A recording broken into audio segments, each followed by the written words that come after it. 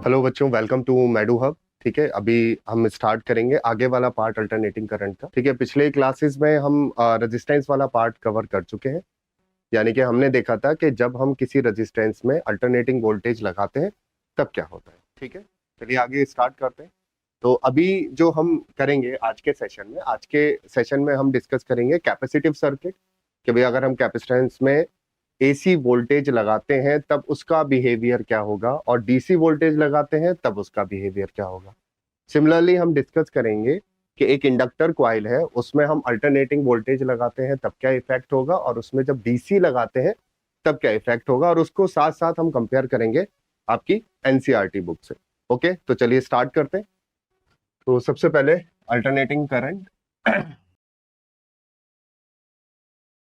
आज का पहला टॉपिक है purely capacitive circuit. Okay, purely capacitive circuit. अब इसका मतलब क्या होता है प्योरली कैपेसिटिव सर्किट का? प्योरली कैपेसिटिव सर्किट का मतलब होता है कि जब हम किसी कैपेसिटर से हम अप्लाई कर देते हैं एसी वोल्टेज, है ना, when AC voltage is applied to capacitor. क्या मतलब है? When AC voltage is applied to a capacitor, है ना, सिर्फ एक कैपेसिटर। तो चलिए इसका सर्किट बनाते हैं हम। ठीक है, सर्किट डायग्राम बनाते हैं इसका। तो एक कैपेसिटर से हमने एसी वोल्टेज कनेक्ट कर दिया कैपेसिटर, यानी कि उसमें कोई रेजिस्टेंस वाला पार्ट नहीं है, कोई भी रेजिस्टेंस वाला कंपोनेंट नहीं है। तो हमने क्या कहा कि एक कैपेसिटर ये हमने कंसीडर किया, ये कैपेसिटर प्लेट्स है, ये आपका अल्टरनेटिंग सोर्स है, इसको हम इस तरीके से शो करते हैं।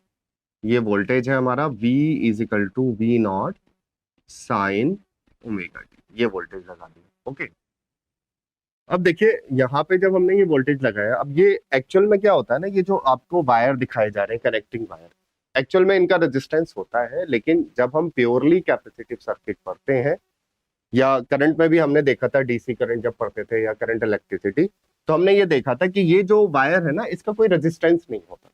यानी कि आप ये मान सकते हैं यहाँ पे प्योरली हमारे पास क्या है, सिर्फ कैपेसिटर है, इस वायर का कोई रेजिस्टेंस नहीं है।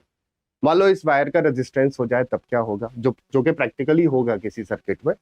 तो उस सर्किट को हम इस तरीके से ड्रॉ करते हैं। हम वायर का रेजिस्टेंस आर ले लेते हैं, कैपेसिटर सी ले लेते हैं, और इसके साथ एक एसी वोल्टेज हम अप्लाई कर देते हैं। ये हम आगे के सेशंस में पढ़ेंगे, इसको बोलते हैं हम आरसी सर्किट। क्या बोलते हैं? RC circuit. ऐसा सर्किट जिसमें रेजिस्टेंस भी है और जिसमें कैपेसिटेंस भी है। तो इसको हटा देते हैं फिलहाल, अभी इसकी जरूरत नहीं है, हम इस पे फोकस करें। चलिए, तो इसका बिहेवियर समझने से पहले हमें थोड़ा सा देखना पड़ेगा कि करंट इलेक्ट्रिसिटी में हमने क्या पढ़ा, जब कैपेसिटर इलेक्ट्रोस्टैट में हमने क्या पढ़ा, जब हम कैपेसिटेंस के बारे में पढ़ते थे। तो इलेक्ट्रोस्टैट में आपको पढ़ाया जाता था कि एक कैपेसिटर है और उस पर आपने डीसी का बिहेवियर देख लेना पहले, उसके बाद एसी का बिहेवियर समझना आसान हो जाएगा। तो ये पॉजिटिव प्लेट है, ये इसकी निगेटिव प्लेट है, ये ए प्लेट है, ये बी प्लेट है। करंट इधर से इधर फ्लो होगा, higher potential to lower potential. Okay, यहाँ पे पॉजिटिव चार्ज, ये पॉजिटिव चार्ज हो गया, यहाँ पर ये निगेटिव चार्ज हो जाएगा हमारा। ओके, धीरे धीरे धीरे धीरे चार्ज बढ़ना स्टार्ट होगा, और एक स्टेज ऐसी आएगी कि ये जो कैपेसिटर है, इसके अक्रॉस जो वोल्टेज है और ये जो सेल का वोल्टेज है, ये बराबर हो जाएगा, क्योंकि यहाँ पे चार्ज ग्रो करेगा। तो हमने ये पढ़ा Q is equal to C. Okay, तो हमारा चार्ज ग्रो होने की वजह से एक इसका कैपेसिटेंस होगा, ये वोल्टेज बढ़ता चला जाएगा। तो ये वाला वोल्टेज और ये वाला वोल्टेज बराबर हो जाएगा, चार्ज फ्लो होना स्टॉप हो जाएगा, या करंट फ्लो होना स्टॉप हो जाएगा। दैट मीन्स ये जो कैपेसिटर है, ये कुछ टाइम बाद, छोटे से टाइम के बाद इस करंट फ्लो को रोक देगा, और उसको बोलते हैं capacitors blocks.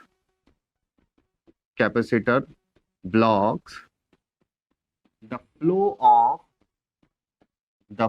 Of study current, है ना, जो कांस्टेंट करंट है उसके करंट के फ्लो को रोक देता है, उसको पास नहीं होने देता, कुछ टाइम तक करेगा, उसके बाद रोक देगा। ठीक है, ये चीज भी हम आज अलग तरीके से पढ़ेंगे। ओके, एक्सी की मदद से पढ़ेंगे, कैपेसिटिव रिएक्टेंस की मदद से। तो इसको हटा देते हैं, ये हमें एक बेसिक आइडिया हो गया कि कैपेसिटर का बिहेवियर डीसी पे कैसा है। अब एसी पे देखते हैं, है ना, एसी पे बिहेवियर बड़ा इंटरेस्टिंग है इसका। तो सबसे पहले यहाँ पर पॉजिटिव पोलैरिटी होगी, करंट फ्लो होना स्टार्ट होगा, यहाँ से करंट फ्लो होगा हमारा, ये करंट फ्लो हो रहा है आई, ओके, ये करंट है, अब ये वेरिएबल करंट होगा। तो अब ये जो कैपेसिटर्स की प्लेट है ये चार्ज होना स्टार्ट होंगे। तो शुरू में क्या होगा, देखिए शुरू में ये प्लेट पॉजिटिव हो जाएगी और ये नेगेटिव हो जाएगी। तो अगर आप इसमें किरचॉफ इक्वेशन लगाएं, ठीक है, मैं लूप ले लेता हूं और यहाँ पे मैं किरचॉफ इक्वेशन लगाता हूँ।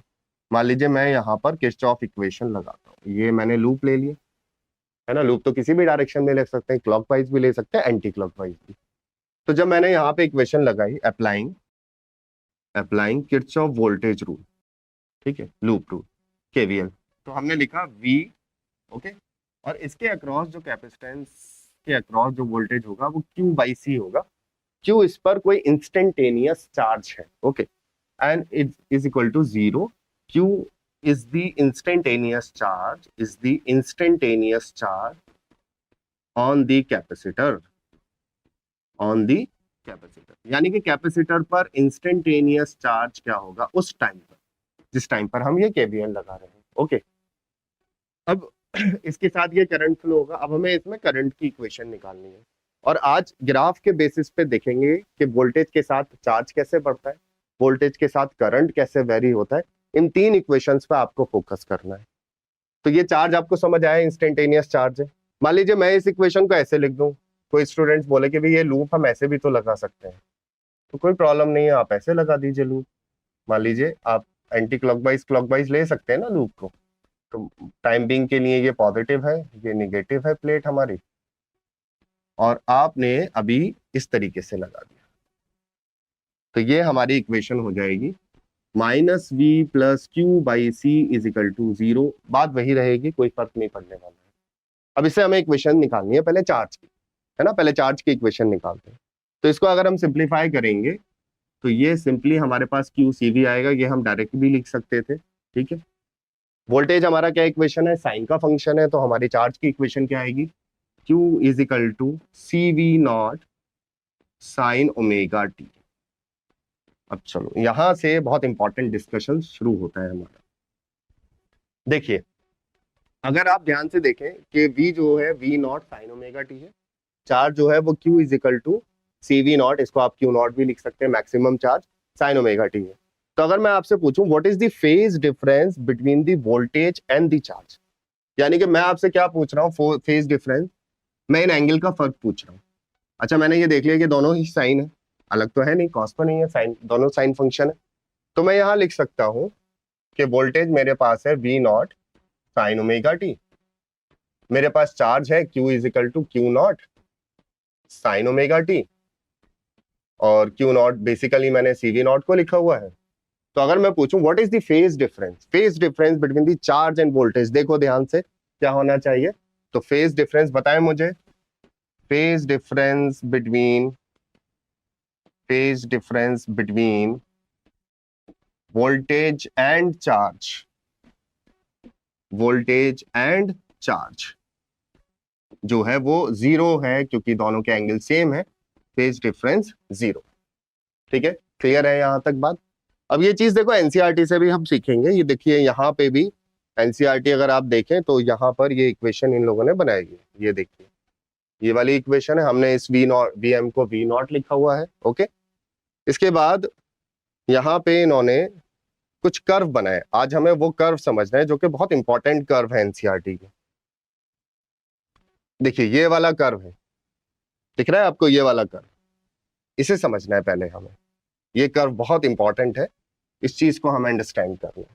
तो ये कर्व हम स्टेप्स में बनाएंगे, यहाँ तो एक साथ बना हुआ है, हम अलग अलग बना के फिर उसको सुपरपोज करके तब समझाएंगे कि ये कर्व आया कैसे बेसिकली।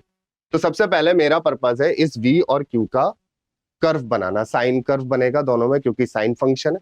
नेक्स्ट स्लाइड पे चलते हैं, going to the next slide.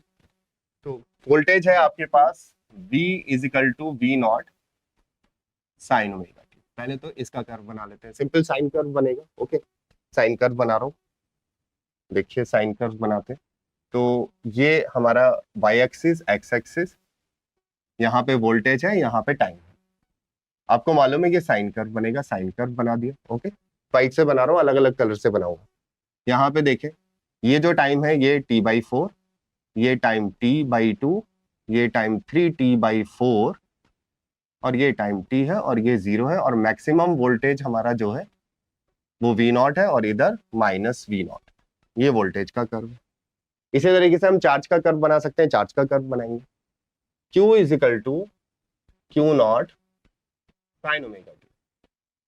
दोनों का फंक्शन तो सेम ही है, आप इधर देख रहे हो ये भी साइन है और ये भी साइन है, तो कर्व का शेप भी सेम होना चाहिए।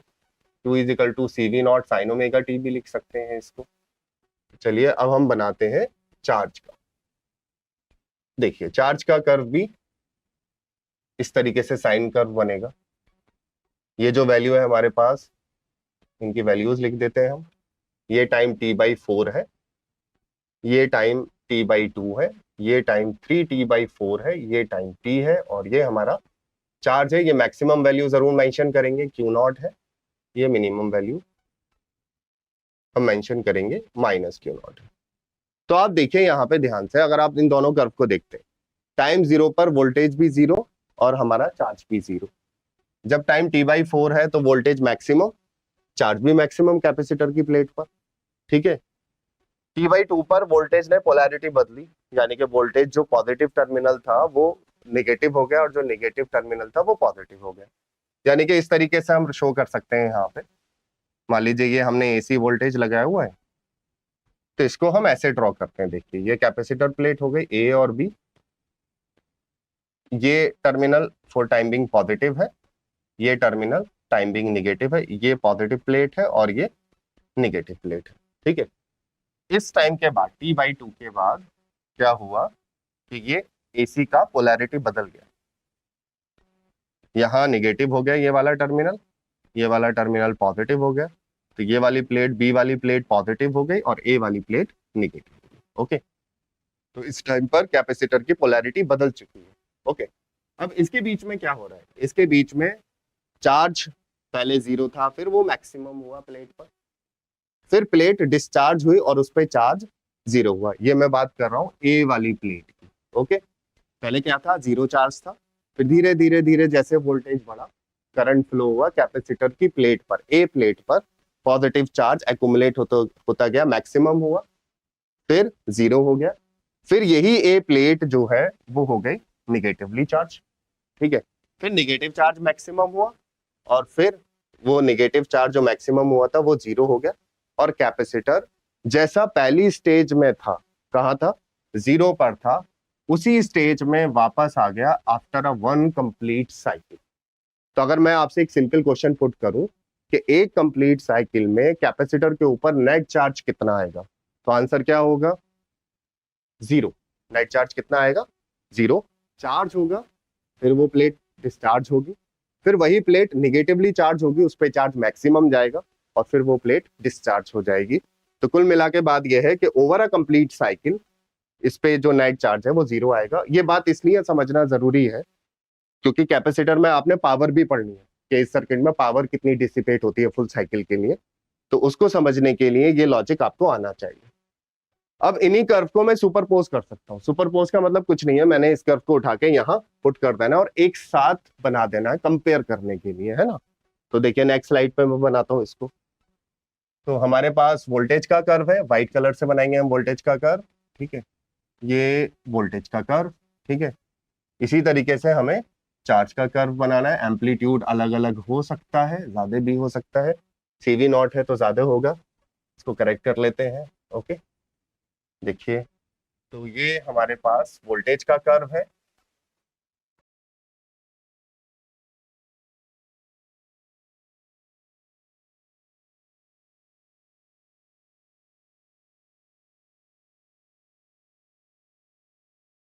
यहाँ पे B है और Q है, यहाँ पे टाइम है हमारे पास, ये हमारा चार्ज है 0, यहाँ पे t/2 है और ये t। तो ये चार्ज को रिप्रेजेंट कर रहा है, Q = Q0 sin omega t। और ये जो व्हाइट वाला कर्व है ये किसको रिप्रेजेंट कर रहा है, व्हाइट वाला कर्व हमें रिप्रेजेंट कर रहा है वोल्टेज को, V = V0 sine omega. Okay, अब बात करेंगे कि सर्किट में करंट कैसे फ्लो होगा। दोबारा से हम इक्वेशन पे आ जाते हैं। अभी हमने स्टार्टिंग में लिखा V is equal to V naught sine omega t, ये तो हमारा वोल्टेज का कर्व है, ठीक है। तो V is equal to V naught sine omega t, और एक हमारे पास आया Q is equal to C V naught sine omega t, ये हमारा चार्ज का कर्व। अच्छा, अगर हम इधर आ जाए एनसीईआरटी पे, तो हमने कौन कौन सा कर्व कवर किया, देखो ये दिख रहा है आपको, इसको मैं थोड़ा जूम कर लेता हूँ, ठीक है। ये देखिए, तो आप ये देखिए, मैंने एक तो वोल्टेज का कर्व बना दिया, एक चार्ज का कर्व बना दिया, दोनों का कर्व बना दिया। ओके, तो दोनों एक जैसे बने हैं, साइन कर्व बने। अब मेरा करंट का कर्व रह गया, और ये जो शेडेड वाला पार्ट दिख रहा है, ये पावर का कर्व है, इसको लास्ट में डिस्कस करेंगे। अब मुझे करंट का फंक्शन बनाना है। चार्ज मेरे पास ऑलरेडी है, और अगर मैं इसको डिफरेंशिएट करूं तो मुझे करंट मिल जाएगा, क्योंकि आई होता है dq बाई dt। तो इसको डिफरेंशिएट करते हैं। देखिए, इसको डिफरेंशिएट करेंगे हम, ये देखिए, इसको डिफरेंशिएट करते हैं, तो I is equal to D Q by D T, है ना। Current is defined as rate change of charge, कि किसी क्रॉस सेक्शन एरिया से कितने टाइम में कितना चार्ज फ्लो हो रहा है, उसको हम करंट बोलते हैं। इसको डिफरेंशिएट आसानी से कर सकते हैं। I इज इक्वल टू, ये इंस्टेंटेनियस करंट मिलेगा हमें, है ना। जैसे इंस्टेंटेनियस करंट, मैं कैसे पता चला कि ये इंस्टेंटेनियस करंट है, ये सब आपने 11th में पढ़ा है। जैसे आप पढ़ते थे V is equal to D X by D T, तो अगर मैंने ऐसे लिख दिया तो आपने बोला ये तो इंस्टेंटेनियस वेलोसिटी है। ओके, अगर मैंने ऐसे लिख दिया A is equal to D V by D T, तो आप बोलेंगे ये इंस्टेंटेनियस एक्सीलरेशन है। ओके, तो जब भी हम डेरिवेटिव की मदद से इसको शो कर रहे हैं, तो ये इंस्टेंटेनियस वैल्यू होगी। तो इसको डिफरेंशिएट करते हैं, D by D T, okay, C V naught sine omega T. Okay, चलिए डिफरेंशिएट करिए।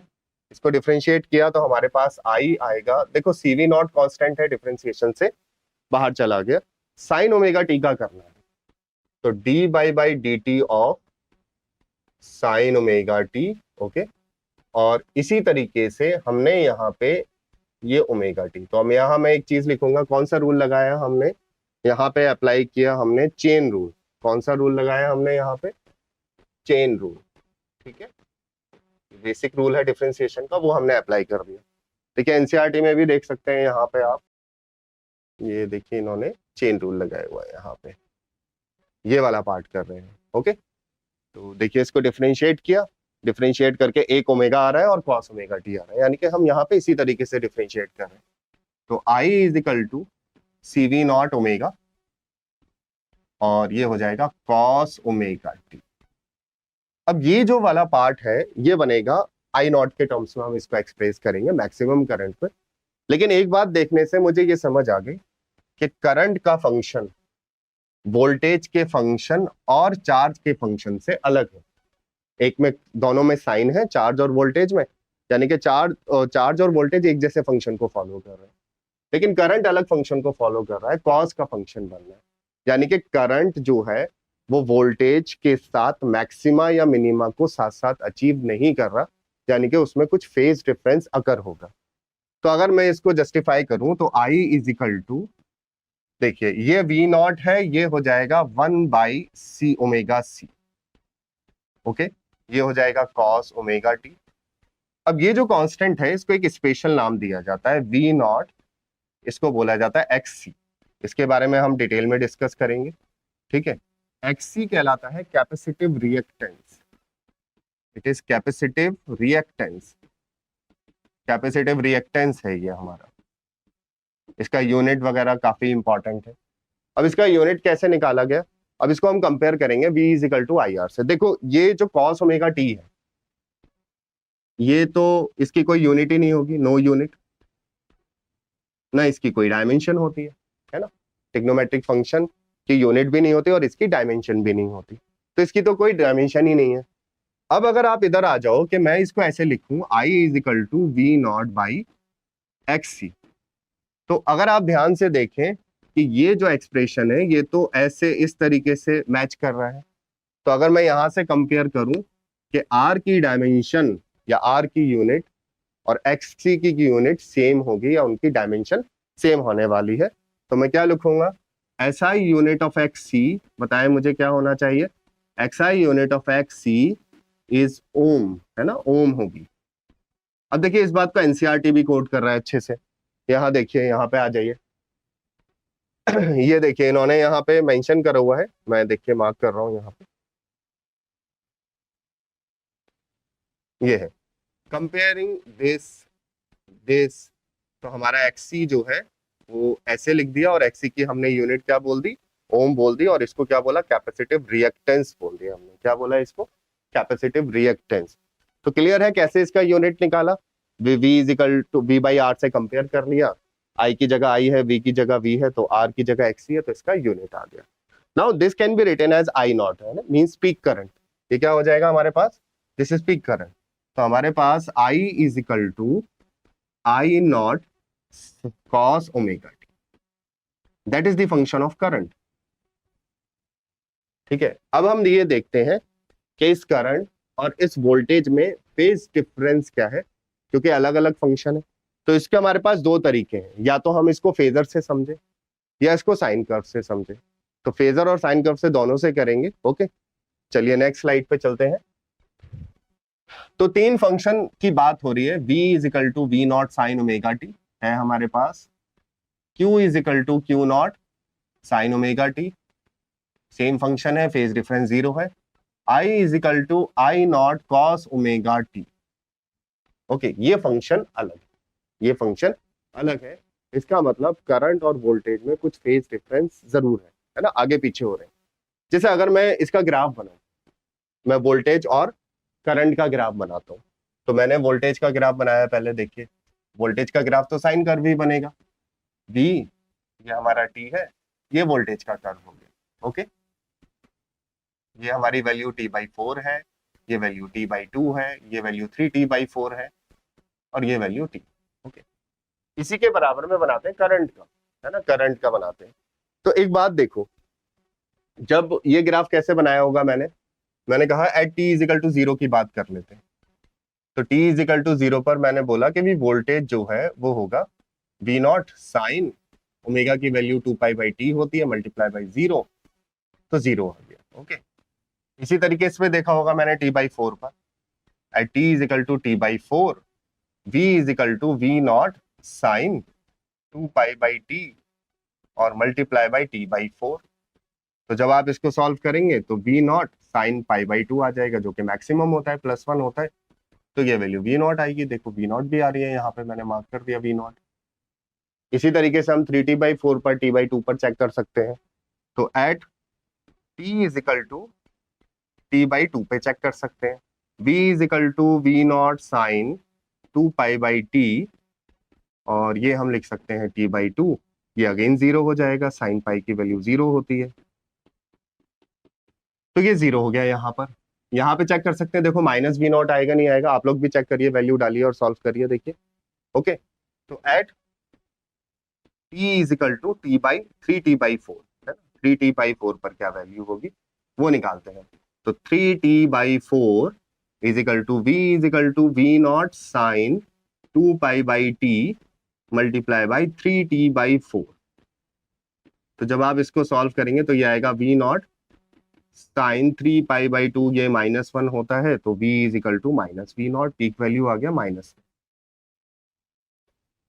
तो ये काम हम इसके साथ भी तो कर सकते हैं। अगर मैं बोलूं आपसे कि करंट वर्सेस टाइम का कर्व बनाइए, है ना, तो या तो आप डायरेक्टली बना ले, कॉस कर्व आपको याद है, डायरेक्टली बना सकते हैं। ओके, तो अगर हम अब बनाते हैं करंट वर्सेस टाइम के लिए, देखिए करंट वर्सेस टाइम के लिए, तो ये हमारा करंट है, ये टाइम है। अब इसका या तो कॉस कर्व आप डायरेक्टली बना लें या वैल्यू रख के बनाएं। एक बार वैल्यू रख के चेक कर लेते हैं। देखिए करंट का फंक्शन है I is equal to I not cos omega T. Okay, at t is equal to 0 check करते हैं, t इज इक्वल टू 0 पे चेक करते हैं। तो t इज इक्वल टू 0 की वैल्यू रखिए, देखिए I not cos 2π/t multiply by 0, cos 0 1 होता है, इसका मतलब I is equal to I not. Okay, इसी तरीके से t 0 पे चेक हो गया, at t is equal to t/4 पर चेक करते हैं। I is equal to I not cos 2 pi multiply by t/4, ये 0 हो जाएगा, cos π/2 0 होता है। ओके, t से t कैंसिल हो गया, ये 2 हो गया। इसका मतलब ये बात समझ आ रही है कि जहां पर वोल्टेज 0 है, जिस टाइम पर, ये देखो टाइम दिख रहा है आपको, t0 पर हमारा वोल्टेज 0 है, लेकिन t0 पर हमारा करंट जो है वो मैक्सिमम है। ठीक है, इसको लॉजिकली भी समझेंगे, लेकिन पहले ग्राफ बना लेते हैं। तो अगर हम इसका ग्राफ बनाएं तो इसका ग्राफ इस तरीके से कॉस कर्व बनना चाहिए। ठीक है, ये वैल्यू क्या हो जाएगी, आई नॉट, ये वैल्यू कितनी हो जाएगी, माइनस आई नॉट। ओके, ये वैल्यू 0 है, ये वैल्यू t/4 है, ये वैल्यू है हमारी t/2, that value is 3t/4 and that is complete cycle capital T। Okay, ये वैल्यू फर्दर आप डाल के चेक कर सकते हैं, ये वैल्यूज आ जाएंगी। इसका मतलब वोल्टेज 0 है, करंट मैक्सिमम है, एंड सो ऑन। तो हो क्या रहा है बेसिकली, समझो लॉजिकली कि ये कैपेसिटर की प्लेट है, आपने जैसी वोल्टेज अप्लाई किया, अभी इसके ऊपर कोई चार्ज नहीं था, तो यहां से मैक्सिमम करंट फ्लो होने की कोशिश करेगा। लेकिन जैसे जैसे ये प्लेट चार्ज होती चली जाएगी, है ना, ये प्लेट चार्ज हो रही है, तो एक पोटेंशियल तो आपने यहां लगा रखा है V0 sin ओमेगा t, इसकी कुछ वैल्यू होगी। एक पोटेंशियल इसके अक्रॉस भी डेवलप हो रहा है, Q is equal to CV से, है ना। तो ये चार्ज डेवलप होने की वजह से यहाँ पे पोटेंशियल ग्रो होने लगा, इन दोनों का पोटेंशियल डिफरेंस कम हो गया, तो करंट फ्लो या करंट की वैल्यू कम होती चली जाएगी। यानी कि जैसे जैसे चार्ज इस पे बढ़ेगा, करंट यहाँ से कम फ्लो होगा, यानी कि आपका चार्ज तो मैक्सिमम हो जाएगा, लेकिन उस टाइम करंट हमारा 0 हो जाएगा, क्योंकि उससे ज्यादा चार्ज बढ़ेगा नहीं, फिर वो डिस्चार्ज होना स्टार्ट होगा कैपेसिटर। आई होप ये बात आपको समझ आई होगी। तो इन कर्व को हम एक साथ जोड़ सकते हैं, कंपेयर कर सकते हैं। देखिए एनसीईआरटी में कैसे किया गया है ये कंपेयर, देखिए यहाँ पे आ जाते हैं, लेट्स सी। तो यहाँ पर हमने चार्ज का बना लिया था, वोल्टेज का बना लिया था, अब ये देखो ये करंट का यहाँ बनाया इन्होंने, ये बना हुआ है कॉस कर्व, सेम कर्व हमने यहाँ पे ड्रॉ किया है। ओके, तो दिख रहा है। तो अगर मैं इस इक्वेशन को, अब करंट को मैं साइन के टर्म्स में लिखूं, तो करंट को अगर मैं साइन के टर्म्स में लिखता हूं, तो I is equal to I naught, जब वोल्टेज 0 है तो करंट मैक्सिमम है, तो इसको लिख सकते हैं साइन ओमेगा t प्लस π/2। तो ये करंट की इक्वेशन हो गई। अब हम निकालेंगे phase difference between current end voltage.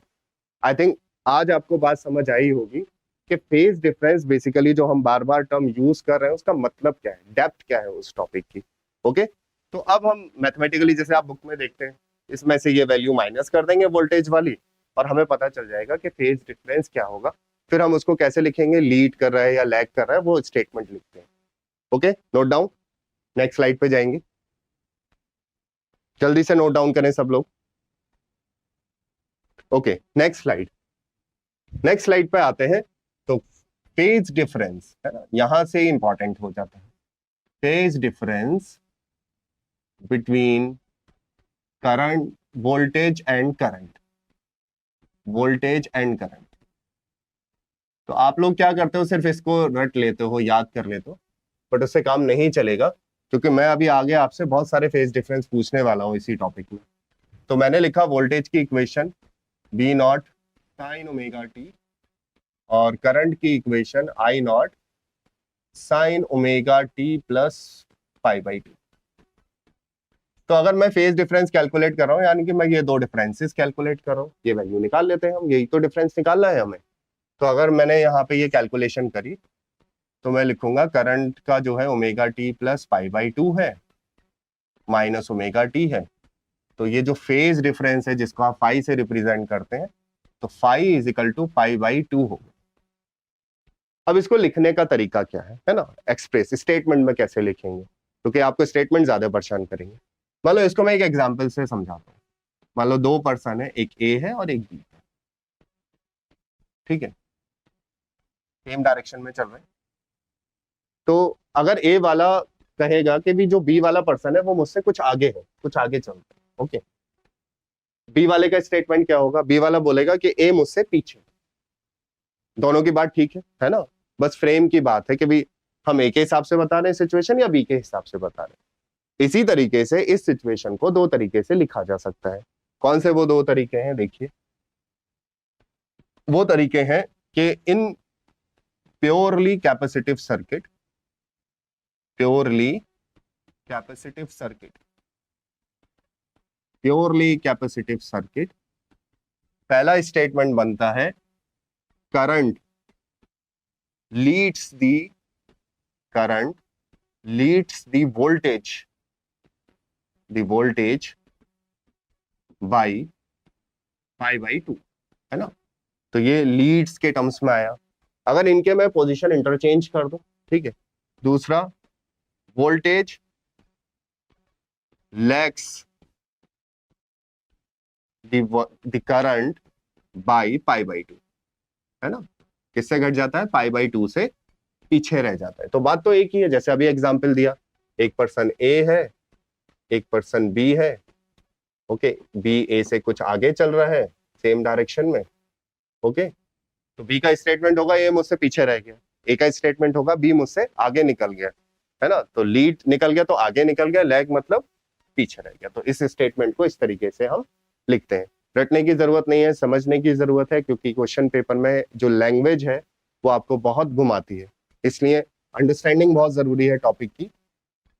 Okay, ये हो गया। अब इसी को अगर मैं बोल दूं, what is the phase difference between charge and current in purely capacitive circuit. Okay, तो फेज डिफरेंस, देखिए फेज डिफरेंस अगर मैं आपसे पूछूं, phase difference between the charge, है ना, जो चार्ज हो रहा है, charge and current in purely capacitive circuit, है ना। प्योरली कैपेसिटिव सर्किट में क्या होगा, कैपेसिटिव सर्किट। तो आप बता सकते हैं, ये तो अब इजी है आप लोगों के लिए। दोनों की इक्वेशन लिखिए पहले, है ना, इक्वेशन लिखना बहुत जरूरी है। Write down the equation. Charge की इक्वेशन भी मालूम है, करंट की इक्वेशन भी मालूम है। चार्ज की equation Q is equal to Q naught sine omega t, जैसे वोल्टेज की इक्वेशन थी। करंट की equation I is equal to I not cos omega t, sine में लिखेंगे, है ना, कंपेयर करना है तो फंक्शन सेम होना चाहिए।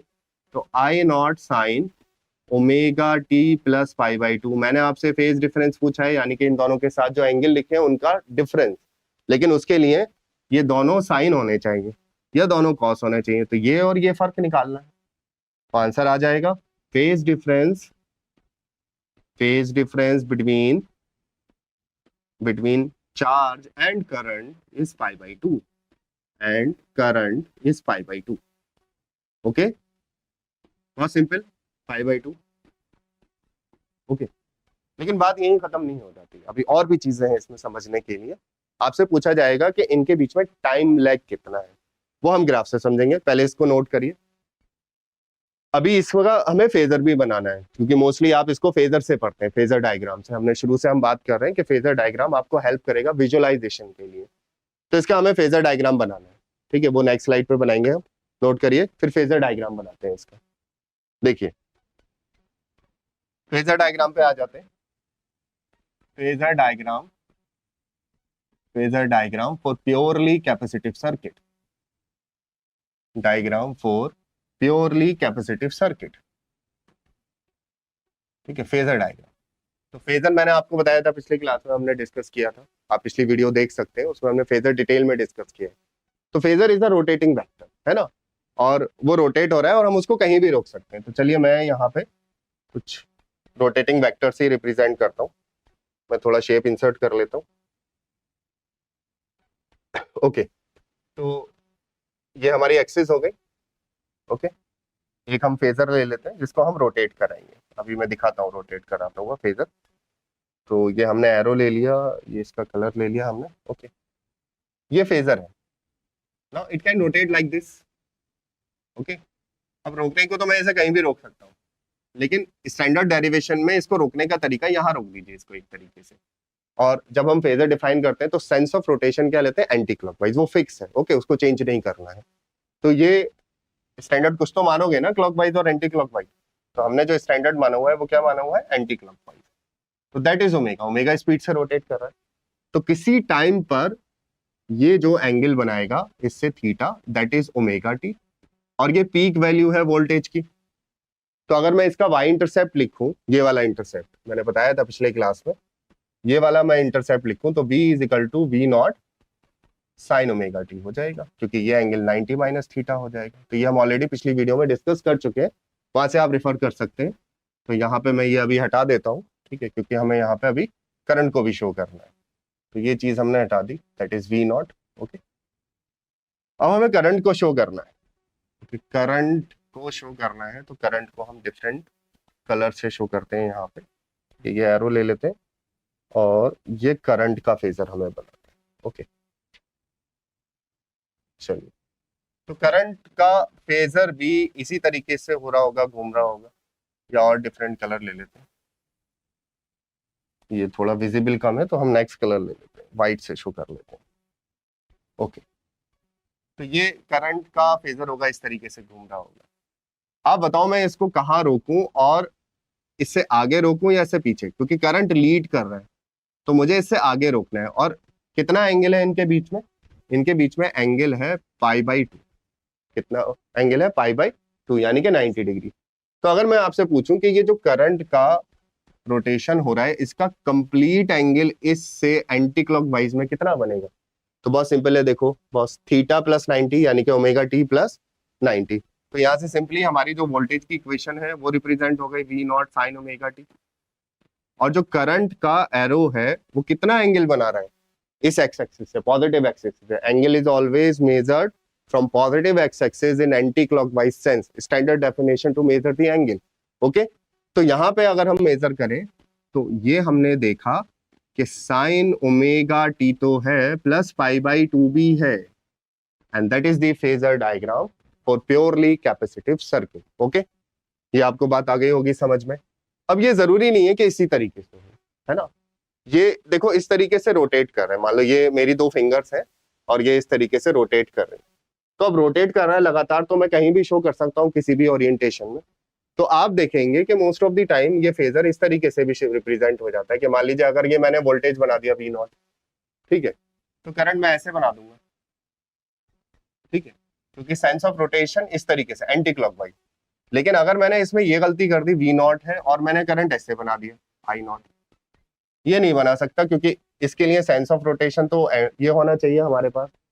लेकिन यहाँ पे क्या हो रहा है कि साइंस ऑफ रोटेशन हमारा गलत हो जाएगा, तो हमें क्या लेना है? Anti clockwise he science of rotation लेना होता है। तो ये चीज आपको ध्यान रखनी है, इसके ओरिएंटेशन में कंफ्यूज नहीं होना है, इस तरीके से आपको फेजर डायग्राम बनाना होता है। अब चलिए इसमें हम निकालते हैं टाइम लैग, यानी कि आप देख रहे हैं कि करंट और वोल्टेज में कुछ फेज डिफरेंस आया, यानी कि एक का मैक्सिमा और एक का दूसरे का मैक्सिमा कुछ टाइम बाद अकर होगा, उसको बोलते हैं टाइम लैग। तो कैलकुलेशन ऑफ टाइम लैग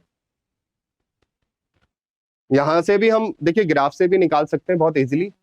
तो यहाँ ग्राफ की मदद से निकालेंगे हम टाइम लैग, फिर उसको कैलकुलेशन भी करेंगे। तो calculation of time lag, calculation of time lag, time lag between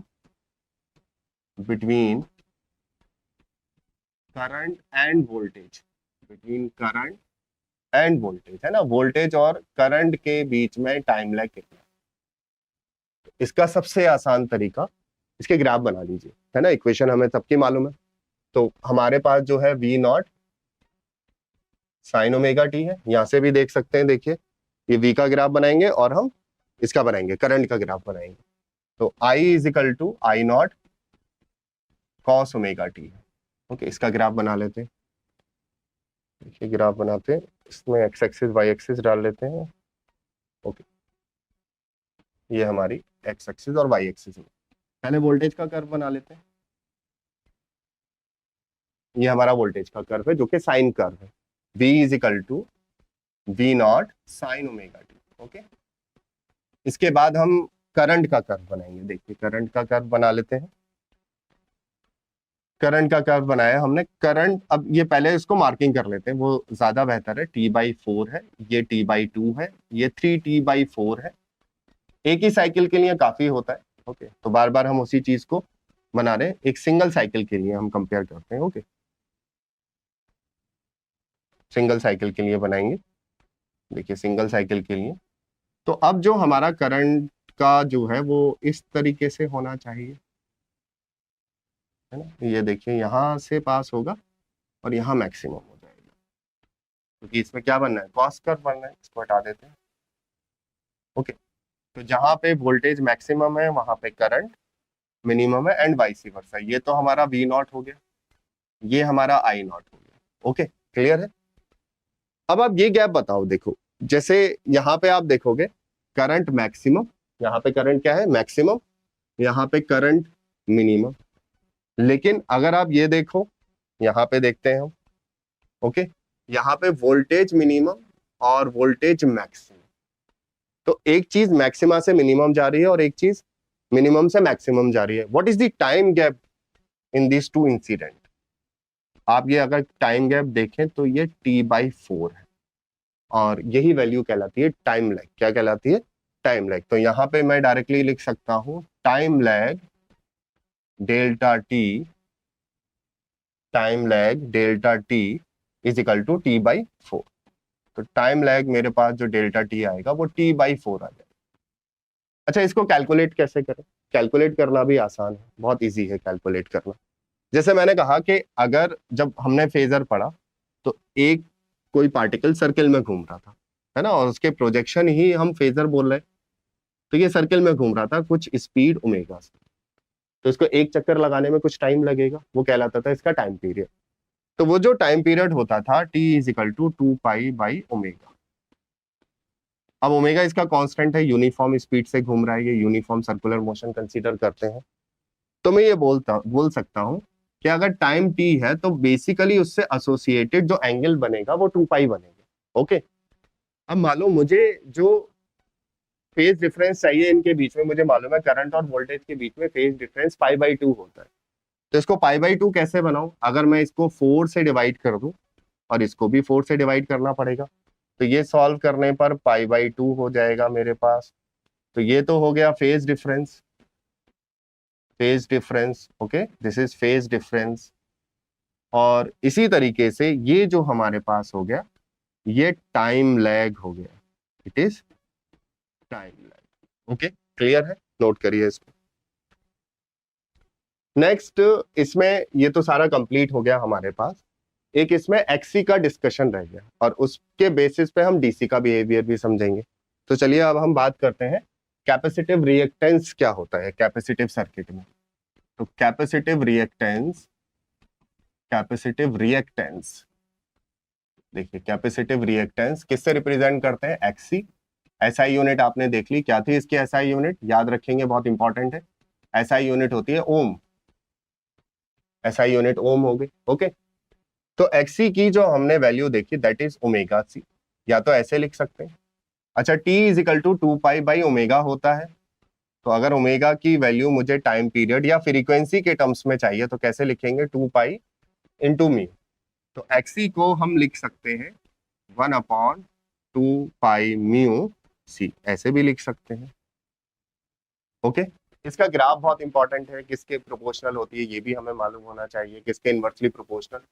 तो एक्सी जो है वो इनवर्सली प्रोपोर्शनल होता है कैपेसिटेंस के, है ना, जो हमारा कैपेसिटर है उसकी जो वैल्यू है उसके इनवर्सली प्रोपोर्शनल होता है। ये देखिए सी के इनवर्सली प्रोपोर्शनल। अगर हम फिक्स फ्रीक्वेंसी की बात कर लें, यहाँ पे अगर म्यू हम क्या ले लें, कांस्टेंट ले लें। म्यू किसको रिप्रेजेंट कर रहा है बेटा, फ्रीक्वेंसी को रिप्रेजेंट कर रहा है। तो X C is inversely proportional to capacitance, capacitance की वैल्यू के इनवर्सली प्रोपोर्शनल होता है। नेक्स्ट इसमें पूछा जाएगा आपसे graph showing the variation, graph showing the variation of xc with frequency with omega। एक तो ग्राफ ये बनाना है आपको। तो ऑब्वियस है कि अगर मैं ये इक्वेशन लिखूं ओमेगा सी, तो मैंने बोल दिया कि C for a constant value of capacitance, है ना, इसको कांस्टेंट ले लिया इसकी वैल्यू को। तो आप सोचिए इसका ग्राफ कैसा बनेगा, ट्राई करिए जल्दी से, मुझे चैट में बताइए क्या बनेगा ग्राफ, किस शेप का बनेगा, है ना। मोस्टली देखो फिजिक्स में ना 3 ही तरीके के ग्राफ बहुत कॉमन है, या तो स्ट्रेट लाइन बनता है, या हाइपरबोला बनता है, या पैराबोला बनता है। तो अगर मैं कहूं कि भाई मुझे ना जो डिपेंडेंट क्वांटिटी है, इन जनरल बेसिक रूल क्या होता है ये एक्स और वाई एक्सिस है, तो वाई एक्सिस पे डिपेंडेंट क्वांटिटी जाती है, तो एक्सी डिपेंडेंट क्वांटिटी है जो कि फ्रीक्वेंसी पे डिपेंड कर रही है, तो यहाँ पे एंगुलर फ्रीक्वेंसी हो जाएगी। ओके, ये एंगुलर फ्रीक्वेंसी हो गई हमारी। अब आप ये देखो कि एक्सी को आप इधर ले आओ, ओमेगा को इधर ले आओ, ओके, और ये लिख दो 1/c। ध्यान से देखोगे यहाँ पर तो आपके इक्वेशन सामने है, आपको ज्यादा फिक्र की बात नहीं है। देखिए ये एक्सी मैंने किस पे रिप्रेजेंट किया, वाई एक्सिस पे। ओमेगा मैंने किस पे रिप्रेजेंट किया, देखिए आपके सामने है, इट इज एक्स एक्सिस, ठीक है। और ये जो है ये कांस्टेंट है, दैट इज कांस्टेंट। तो जब ये कांस्टेंट है तो मेरे पास इक्वेशन बनी Y X is equal to constant simply, या फिर X Y is equal to constant. और ये ग्राफ कोई आपके लिए नया नहीं है, आपने 11th में पीवी कर्व पढ़ा, आइसोथर्मल कर्व पढ़ा, तो आप उसमें पढ़ते थे PV is equal to NRT. वैसे तो ये हाइपरबोला बनेगा, ठीक है, PV is equal to NRT, आपने टी बोल दिया कांस्टेंट, तो PV is equal to constant आता था, तो उसका ग्राफ इस तरीके से बन जाता था। यहाँ पे भी ग्राफ इसी तरीके से बनेगा। ओके, तो यहाँ पर क्या है कि जब हमारे पास फ्रीक्वेंसी कम होगी तो एक्सी बहुत ज्यादा होगा। देखो यहाँ पे अगर मैं इस तरीके से बनाऊं और एक वैल्यू ये बनाऊं, देखिए ये मैंने फ्रीक्वेंसी 1 ले लिया, ये फ्रीक्वेंसी 2 है, ये मैंने XC2 ले लूंगा और ये मेरा XC1 है। तो जब फ्रीक्वेंसी कम है तो XC की वैल्यू ज्यादा है, यानी कि ज्यादा फ्रीक्वेंसी पर, एक मिनट इसको थोड़ा सा चेंज करते हैं, तो इसको ऐसे भी देख सकते हैं कि 1/ωc है, ठीक है, XC। तो ज्यादा फ्रीक्वेंसी पे XC हमारा कम हो जाता है, ठीक है, ज्यादा फ्रीक्वेंसी पे हमारा XC कम हो जाता है, तो XC2 है ये हमारे पास, ये XC1 है। यहाँ पे हम देख सकते हैं ω2 इज ग्रेटर देन ω1, XC2 कम हो जाएगा XC1 से, यानी कि अगर फ्रीक्वेंसी ज्यादा है तो कैपेसिटेंस कम अपोजिशन प्रोवाइड करेगा, और अगर XC कम है तो कैपेसिटेंस बहुत ज्यादा अपोजिशन प्रोवाइड करेगा करंट फ्लो के लिए। यानी कि अगर मैं कहूं कि जीरो फ्रीक्वेंसी हो जाए, जीरो फ्रीक्वेंसी हो जाए तो XC बहुत बहुत बड़ा हो जाएगा और ये इंफिनिटी तक जाएगा। ये हो जाता है डीसी का केस, इसको अभी हम डिस्कस करेंगे, ठीक है, कि डीसी में ये कैसे अपोज करता है। ये आप ड्रॉ करिए ग्राफ, बहुत इंपॉर्टेंट ग्राफ है, okay, competition point of view से बहुत इंपॉर्टेंट ग्राफ है। ये आपको ड्रॉ करना आना चाहिए, इसका इंटरप्रिटेशन आना चाहिए आपको। इसी ग्राफ को हम फ्रीक्वेंसी के लिए भी बना सकते हैं, अगर हम नॉर्मल फ्रीक्वेंसी ले लें तो उसके लिए भी ड्रॉ कर सकते हैं। देखिए फ्रीक्वेंसी के लिए कैसे बनाएंगे, नोट डाउन, चलिए देखिए फ्रीक्वेंसी के लिए कैसे बनाएंगे। तो अभी हमने देखा XC is equal to 2πμ c, c हमारा कांस्टेंट ले लेते हैं, तो XC into mu is equal to 1/2πc, ये सब कांस्टेंट हो गया, दिस इज कांस्टेंट, ओके। ये हमारा y एक्सिस पर है, ये हमारा x एक्सिस पर है, ये इधर हमारा कांस्टेंट लिखा है, तो इक्वेशन तो वही बननी है, तो ग्राफ भी उसी शेप का बनेगा, ये XC हो जाएगा, ये फ्रीक्वेंसी हो जाएगा, and graph will be like this, okay. इसी की मदद से हम ये समझ सकते हैं कि कैपेसिटर जो है वो डीसी पे कैसे बिहेव करते हैं, जो हमने स्टार्टिंग में अपनी बात स्टार्ट की थी उसको यहाँ मैथमेटिकली रिलेट करेंगे, है ना। तो वो डीसी करंट, या बेटर है फॉर स्टडी करंट, है ना, ऐसा करंट जो कि कांस्टेंट है, जो कि चेंज नहीं हो रहा है ना। The capacitor provide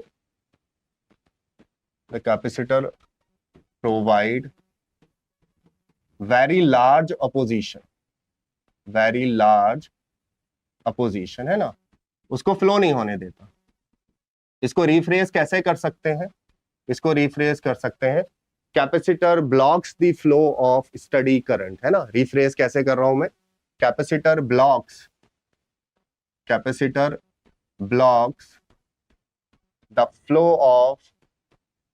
flow of DC current, the flow of DC या स्टडी करंट, है ना, ऐसा डीसी जो कि कांस्टेंट हो चुका है, study current blocks the flow of study current. कैसे समझ सकते हैं, XC जो है वो 1/ωc है, for DC we have omega कितना हो जाता है, 0 हो जाता है, तो XC हमारा वेरी लार्ज हो जाता है।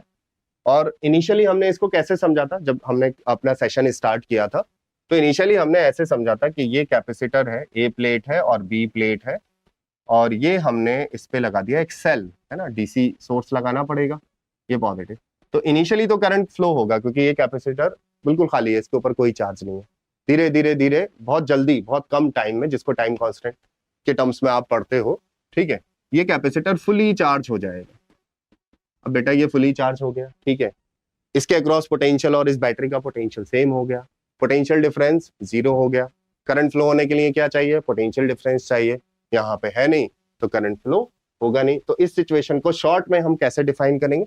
शॉर्ट में हम ऐसे डिफाइन करेंगे कि डीसी के लिए फ्रीक्वेंसी या स्टडी करंट के लिए फ्रीक्वेंसी 0 हो जाती है तो वो करंट को ब्लॉक कर देता है, ठीक है। आगे चल के आप ये पढ़ेंगे कि ये जो प्रॉपर्टी है कैपेसिटर की बहुत काम आती है, जिसको हम फिल्टर सर्किट में डिस्कस करते हैं, ठीक है। तो कैपेसिटर में ये सारी चीजें आपके दिमाग में होनी चाहिए टू सॉल्व द प्रॉब्लम, है ना। रिलेटेड प्रॉब्लम सॉल्व करने के लिए इतनी बातें आपको मालूम होनी चाहिए, तो आप प्रॉब्लम इमीडिएटली सॉल्व कर सकते हैं, कोई दिक्कत नहीं होती प्रॉब्लम सॉल्व करने में। चलिए कुछ प्रॉब्लम डिस्कस करें इस पर, ओके।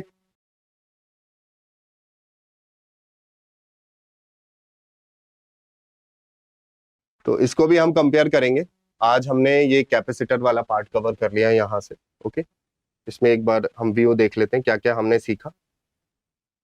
देखिए, तो ये हमारे पास इक्वेशन आ गई, ये वाली इक्वेशन आ गई, एक्सी के बारे में हमने पढ़ लिया, है ना। लैग और लीड का कॉन्सेप्ट आ गया हमारे पास, ओके।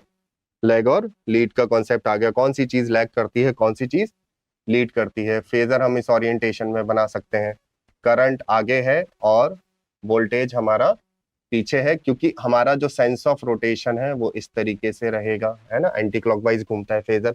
अच्छा, एक्सी का अपोजिशन, ये आप टर्म लिख लीजिए, है ना, ये एक्सी का आपको रेसिप्रोकल है। जैसे आर का होता है कंडक्टेंस बोलते हैं आप इसको, करंट इलेक्ट्रिसिटी में पढ़ा, ऐसी एक्सी जो है वो 1/x, जो एससी है वो क्या हो जाता है 1/xc, ओके। सी कैपेसिटर ब्लॉक्स डीसी या स्टडी करंट, हमने इसको यहाँ पे लिखा, स्टडी करंट के फ्लो को जो है वो रोक देता है ना। अब यहाँ पे एक चीज बहुत इंपॉर्टेंट दे रखी है ना, while provide an easy path for AC of high frequency, है ना। जैसे अभी हमने थोड़ी देर पहले आपको बताया था, डिस्कस किया था कि जितनी ज्यादा फ्रीक्वेंसी होगी उतना जो एक्सी है वो कम हो जाएगा। तो मान लो दो फ्रीक्वेंसी के करंट है, एक की फ्रीक्वेंसी 100 है और एक की फ्रीक्वेंसी 50 है, तो कैपेसिटर 100 वाले को ज्यादा आसानी से पास कर देगा क्योंकि उसके लिए एक्सी कम हो जाएगा, और 50 वाले को ज्यादा ब्लॉक करेगा, ओके। तो अगर फ्रीक्वेंसीज भी दे रखी हैं तो हम उसमें कंपेयर करेंगे किसकी ज्यादा है किसकी कम है, उसके बेसिस पे हम एक्सी निकाल कर डिसाइड करेंगे कि किस करंट के लिए अपोजिशन ज्यादा होगा और किस करंट के लिए अपोजिशन कम होगा, ओके, गॉट इट। चलिए आगे बढ़ते हैं इसमें हम। यहाँ पे हमारा ये हो गया, एक्सी हो गया। यहाँ पे कुछ क्वेश्चन हैं, देखिए। पहला ये प्रीवियस ईयर क्वेश्चन है हमारे पास, ओके। फॉर ए स्मॉल हटा देते हैं, क्लीन अप कर देते हैं। For a small voltage V is equal to V naught sine omega T is applied across a ideal capacitor, यानी कि यहाँ पे कोई भी रेजिस्टिव पार्ट नहीं है, कोई भी रेजिस्टेंस नहीं है। तो आप बताइए मुझे चैट में कौन सा ऑप्शन सही होगा। Current I lags the voltage by 90 degree, यहाँ लैग्स होता है या लीड होता है, तो ये तो गलत ही हो गया, ये लीड होना चाहिए था, है ना। अभी हमने, अब इसके लिए अगर फेजर याद होगा तो बड़ा आसान होगा, V हम ऐसे बनाते हैं, आई ऐसे बनाते हैं, और सेंस ऑफ रोटेशन हमेशा एंटी क्लॉकवाइज लेते हैं। तो हमें ये तो पता चल गया कि आई वोल्टेज से आगे आगे आगे आगे चल रहा है, ओके, इसलिए यहाँ पे लैग्स नहीं आएगा। करंट इन फेज, मैं पहले तीसरा ऑप्शन पढ़ रहा हूँ, current in phase with voltage गलत है, 180 का फेज डिफरेंस होता नहीं। Over a full cycle the capacitor C does not consume any energy from the voltage source. अब इसको समझना है, इसका मतलब क्या है, ठीक है। इसको मैं मैथमेटिकली भी डिफाइन करूंगा, लेकिन अभी इन जनरल में आपको डिफाइन करता हूं कैसे। अगर आपको थोड़ा सा कैपेसिटर याद हो पिछले क्लास का, कैपेसिटर में एक चीज हम पढ़ते थे, एनर्जी, है ना। तो जो एनर्जी डेंसिटी होती थी, एक तो एनर्जी पढ़ते थे Q²/2C होती थी, है ना, Q²/2C एनर्जी स्टोर होती है कैपेसिटर के ऊपर, जो जो चार्ज आ रहा है उसका स्क्वायर कर दो बाई 2C कर दो। अच्छा, ओवर द कंप्लीट साइकिल अगर मैं कहूँ कि ओवर द कंप्लीट साइकिल जो हमारा चार्ज का फंक्शन बन रहा था वो Q0 sin ओमेगा टी बन रहा था। तो अभी तक तो आपको इसका आंसर मिल जाना चाहिए, बहुत इजी है ये, कि देखिए ये Q² है। तो जब पूरी साइकिल में चार्ज ही 0 हो गया, पूरी साइकिल में चार्ज जीरो हो गया, जितना चार्ज वो हुआ फिर वो डिस्चार्ज हुआ कैपेसिटर की एक प्लेट, फिर वो निगेटिवली चार्ज हुई फिर डिस्चार्ज हो गई। तो उसने नेट चार्ज अपने पास कितना रखा इन वन कंप्लीट साइकिल? तो आप बोलोगे जीरो, ये तो फिर टी पे जीरो हो गया, टी जीरो पे जीरो था फिर टी पे आके जीरो हो गया चार्ज हमारा। तो आप ये बताओ कि उसने अपने पास कोई एनर्जी रखी सोर्स की? नहीं, उससे ली, उसको वापस कर दी, फिर ली, फिर वापस कर दी। तो ओवर अ कंप्लीट साइकिल उसने कोई एनर्जी अपने पास होल्ड कर नहीं रखी। इसलिए यहाँ पर जो over a full cycle capacitor does not consume any energy from the voltage source जो है वो करेक्ट ऑप्शन होगा। और ये चीज हम मैथमेटिकली भी करेंगे जब हम पावर में जाएंगे। ठीक है, तो आई होप आज का सेशन आपको समझ आया होगा। कैपेसिटेंस को हमने बहुत डिटेल में स्टडी किया है। ठीक है, आप इसको रिवाइज करेंगे, अच्छी अच्छी इसमें प्रॉब्लम्स करेंगे। नेक्स्ट सेशन में जब मैं आपकी क्लास लूंगा विच इज ऑन सैटरडे, ठीक है, तो हम डिस्कस करेंगे इसी डिटेल के साथ इंडक्टिव सर्किट। ओके, और फिर हम उसको कंपेयर कराएंगे